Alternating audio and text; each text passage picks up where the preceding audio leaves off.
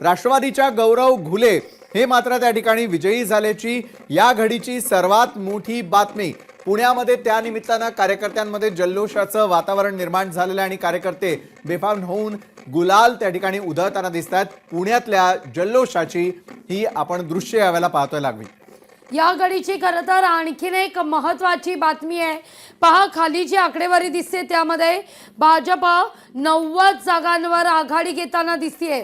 भाजपच्या नेते मंडळींकडून जे सांगितलं जात होतं मुंबईमध्ये भाजप 100% 100 पार गाठेल, तर 100 गाठण्याकरता भाजप केवळ 10 जागांपासून दूर आहे। 90 जागा भाजपला एकट्याला या ठिकाणी मुंबईत मिळालेल्या आहेत। तर पिंपरी चिंचवड महापालिकेचा निकाल आता समोर येतोय। दादांकरता ही निवडणूक महत्त्वाची होती। भाजप 74 जागांवर आघाडीवर, जिथं अजित पवार म्हणालेले होते कारभारी बदला, तिथं भाजप लीड घेताना दिसतीये। 10 जागांवर शिवसेना आघाडीवर, तर 40 जागांवर राष्ट्रवादी सुद्धा आघाडी घेताना दिसते। त्यामुळे दादांची राष्ट्रवादी आणि भाजप यांच्यात काटेकी टक्कर। पुण्यामध्ये न्यू इंग्लिश स्कूल केंद्रावरील मतमोजणी अखेर थांबवलेली आहे। रुपाली ठोंबरे पाटील यांची मागणी मान्य झाल्याचं पाहायला मिळत आहे। मशीन बदलण्याचा आरोप करत रुपाली ठोंबरे पाटील या आक्रमक झालेल्या होत्या आणि आक्रमकपणाचा पवित्रा घेत त्यांनी थेट पोलिसांना पाचारण केलेलं होतं। पोलिसांसमोरच सत्य काय हे उघड करण्याचा त्यांनी प्रयत्न केलेला होता। दोन्ही ईव्हीएम मशीनच्या क्रमांकांमध्ये असलेल्या बदलासंदर्भातले थेट पुरावे त्यांनी सादर केल्यानंतर त्या ठिकाणचा काय निकाल लागतो। मात्र लागवी तुम्ही जसं मगाशी म्हणत होतात की कारभारी दमानं अशा प्रकारे ज्यावेळेला म्हटलेलं होतं त्यालाच भाजपनं थेटपणे एका लावणीच्या रूपातून आणि गाण्याच्या रूपातून त्यांना थेट उत्तर दिलेलं होतं। महापालिकेच्या रणधुमाळीतली आणखी एक मोठी बातमी, मुंबईमधल्या वॉर्ड क्रमांक 157 मध्ये भाजपचा निसट्टा पराभव झालेल्या ठाकरे गटाच्या सरिता मस्केंना 12,022 मतं त्या ठिकाणी मिळालेली आहेत। भाजपच्या आशा तायडेंना मात्र 11,409। म्हणजे निसट्टा विजय कशाला म्हणतात याचं हे प्रातिनिधिक उदाहरण यावेळेच्या निवडणुकांमधलं आपल्याला मुंबईमधून पाहायला मिळतं। जालन्यामध्ये भाजप 20 जागी विजयी झालेली आहे। जालन्याच्या चित्राकडेही सगळ्यांचं लक्ष लागलेलं होतं आणि भाजपनं सरशी करत थेटपणे जालन्यामध्ये 20 जागांवर आपला विजय प्राप्त केलेला आहे। त्यामुळे जालन्यातही भाजपच सरशी करताना दिसतंय।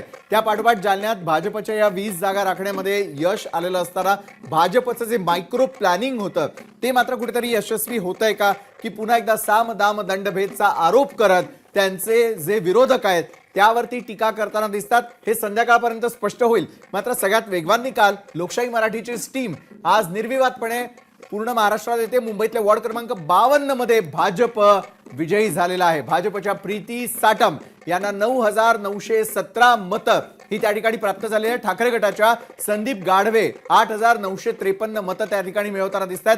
मुंबईतल्या वॉर्ड क्रमांक 52 मध्ये भाजपनं पुन्हा एकदा मुसंडी मारत आपला विजय त्या ठिकाणी प्राप्त केलेला आहे। मुंबईमध्ये आणखी एक शिलेदार त्यांच्या वॉर्ड क्रमांक 52 भाजपला मिळवून दिलेला। भाजप 90 जागा, शिवसेना 25 जागांवरती, राष्ट्रवादी 1 जागेवरती, काँग्रेस 11 जागा, शिवसेना उद्धव बाळासाहेब ठाकरेंची 58। मुंबईमधलं एकंदरीत टॅक्सीनं रंगवलेलं चित्र काय आहे ते आपण यावेळेला पाहतोय। याच मार्गावरून विकासाचा विजय असं बोललं जात होतं। ड्रोनच्या माध्यमातून देखील आपण काही गोष्टी पाहणार आहोत। बरं, नवनाथ बन जे भाजपचे यावेळेला 135 क्रमांकाच्या वॉर्ड मधून निवडणुकीला आलेले होते त्यांचा आपण नवनाथ बन विजयी झालेले आहेत। आता विजय रॅली सुरू आहे, आपल्यासोबत नवनाथ बन आहेत। अभिनंदन सुरुवातीला लोकशाही मराठीकडून। काय सांगाल हा मतदार राजाने दिलेला कल? खरं तर जनतेच्या आशीर्वादात, जनतेच्या पाठिंब्यामुळे आम्ही मानपूर शिवाजीनगर मधून मानपूरच्या इतिहासामध्ये महापालिकेमध्ये पहिल्यांदा कमळ फुललंय। याआधी भारतीय जनता पार्टी कधी इथून निवडून आली नव्हती। देवाभाऊंचे आशीर्वाद, जनतेची साथ या सगळ्याच्या जोरावर भारतीय जनता पार्टी प्रचंड बहुमताने निवडून आली आहे। लोकांचा अपेक्षेपेक्षा जास्त पाठिंबा मिळाला आणि मानपूरकरांनी हे भाग्य, ही संधी आम्हाला दिली, त्याबद्दल मी त्या सगळ्या मानपूरवासियांचे मनापासून आभार व्यक्त करतो। मतदार राजाने आपल्यावरती विश्वास दाखवलेला आहे। आपण ज्या प्रभागातून निवडून आलेला आहे तिथं अनेक समस्या आहेत। येणाऱ्या काळामध्ये काय आपलं विजन असेल आणि मतदार राजासाठी काय आपलं चांगलं काम करण्याचं नियोजन आहे? मानपूरमध्ये समस्या आहेत, म्हणजे झिरो पासून सुरुवात करावी। स्ट्रीट लाईट नाहीये, ड्रग्सचे मोठे प्रश्न आहेत, शाळा नाही, आरोग्य सुविधा नाही आहेत, झाडू देखील नीट मारला जात नाही। हे सगळे प्रश्न मानपूरमध्ये आहेत आणि ह्या सगळ्या प्रश्नाचं उत्तर भारतीय जनता पार्टी आहे। आम्ही आव्हान केलं होतं की एक दिवस तुम्ही कमळाची काळजी घ्या, पुढचे 5 वर्ष कमळ आपल्या सगळ्यांची काळजी घेईल आणि आज तुम्हाला